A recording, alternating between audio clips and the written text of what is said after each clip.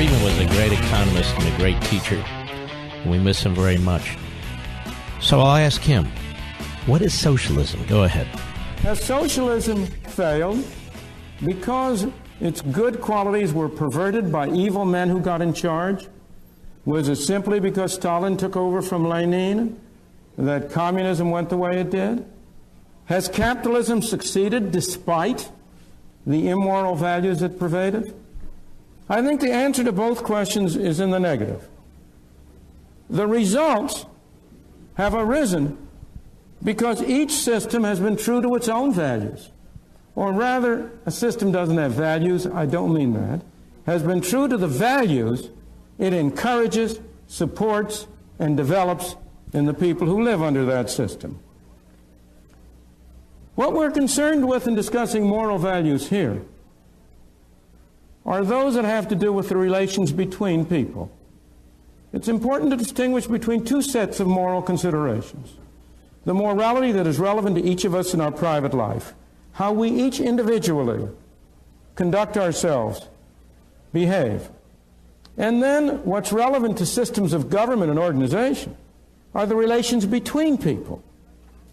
And in judging relations between people, I do not believe that the fundamental value is to do good to others, whether they want you to or not. The fundamental value is not to do good to others as you see their good. It's not to force them to do good. As I see it, the fundamental value in relations among people is to respect the dignity and the individuality of fellow men. To treat your fellow man not as an object to be manipulated for your purpose, but to treat him as a person with his own values and his own rights. A person to be persuaded, not coerced, not forced, not bulldozed, not brainwashed. That seems to me to be a fundamental value in social relations. Whenever we depart from voluntary cooperation and try to do good by using force, the bad moral value of force triumphs over good intentions. And you realize this is highly relevant to what I am saying, because the essential notion of a capitalist society, which I'll come back to, is voluntary cooperation, voluntary exchange. The essential notion of a socialist society is fundamentally force. If the government is the master, if society is to be run from the center, what are you doing? You ultimately have to order people what to do. What is your ultimate sanction? Go back a ways. Take it on a milder level. Whenever you try to do good with somebody else's money, you are committed to using force. How can you do good with somebody else's money unless you first take it away from them? The only way you can take it away from them is by the threat of force. You have a policeman, a tax collector, who comes and takes it from you. This is carried much farther if you really have a socialist society.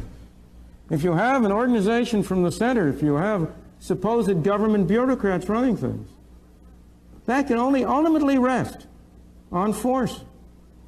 But whenever you resort to force, even to try to do good, you must not question people's motives. Maybe they're evil sometime, but look at the results of what they do. Give them the benefit of the doubt. Assume their motives are good. You know, there's an old saying about the road to hell being paved with good intentions. You have to look at the outcome. And whenever you use force, the bad moral value of force triumphs over good intentions. The reason is not only that famous aphorism of Lord Acton. You all know it, you've all heard it. Absolute power corrupts. Power corrupts. Absolute power corrupts absolutely. That's the whole aphorism. That's one reason why trying to do good with methods that involve force lead to bad results. Because the people who set out with good intentions are themselves corrupted.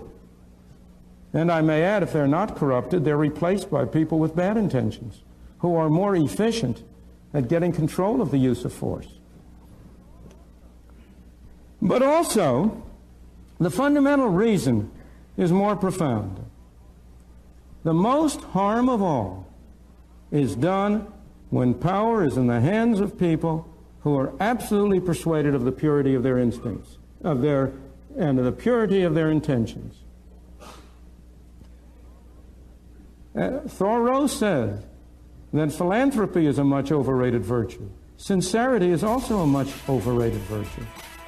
Heaven preserve us from the sincere reformer who knows what's good for you and by heaven is going to make you do it whether you like it or not. All right, now when we come back, we will regroup. We'll go through this. I hope it's presented a completely different way of thinking to you, or at least added to what you already know. I think it's very important. We'll be back.